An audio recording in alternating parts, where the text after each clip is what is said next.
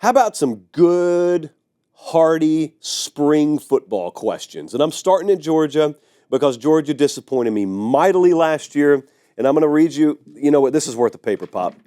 Paper pop of a stat here. Georgia football, 102nd in rush yards per game last year.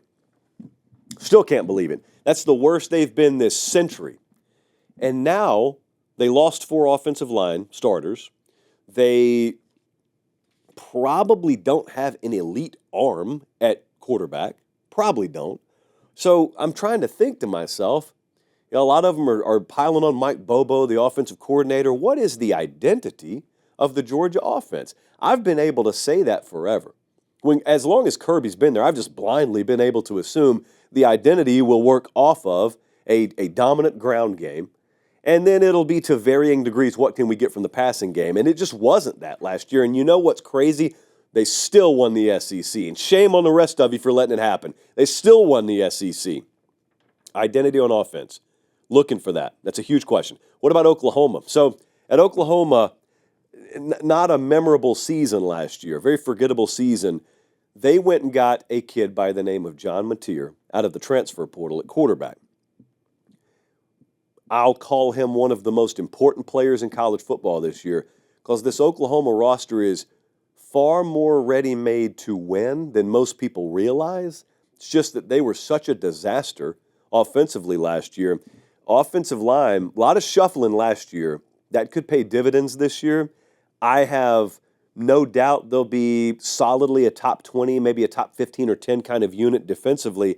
That kid's ceiling, John Mateer's ceiling, he comes over with his offensive coordinator, by the way. Very high ceiling. Now, there's a low floor, so there's bust potential. But if they get it figured out, they got the toughest schedule in the country, I think. But they get it figured out, and you'll start to get a feel for that in spring. That could be a really, really good team. Oklahoma can be really good this year. They got the talent roster to be that. Alabama, you know, they return very little in proven, like, defensive pressure guys. So they got some former 4- and 5-star guys there. Yanze Pierre is just a name that comes to mind. Keon Keeley's a name that comes to mind. Guys, if you follow recruiting, you probably remember, but not a ton of proven production there as of yet. But that's what college football is all about. Guys who you remember from recruiting, and then you started to scratch your chin and say, whoa, what happened to them? And then as a junior, they just explode. Well, they need that to happen because Will Anderson and Dallas Turner and now Jahad Campbell, Q Robinson, those guys aren't there anymore. Which quarterback obviously fits the system best? That's an obvious. That's something everyone's going to be following there. And also, I'm not sure how far we go in learning about this in spring, but this was a team that was 123rd in penalties last year, and they were 97th in turnovers committed. And I had producer Jesse go back and run the numbers. We're good, Colin. That doesn't really bode well if you're trying to win a conference championship. Tennessee, very simple here. Very simple. Hey, quick timeout. Check and see if you're subscribed to the YouTube channel. If you're not, I humbly ask that you click subscribe. It's free. It doesn't sign you up for anything. What it does is it helps us keep this show free so we can just do college football year-round. All right, back to the clip. The evolution of Nico Iamaleava at quarterback. This is one of those conversations you used to not have, but you have it now. And it sounds like this. We've invested a lot of money in this kid. We've got to get better production out of him.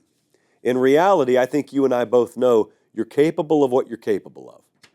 But if you pay someone a lot of money, sort of the societal expectation is you've got to produce in direct correlation with what we pay you.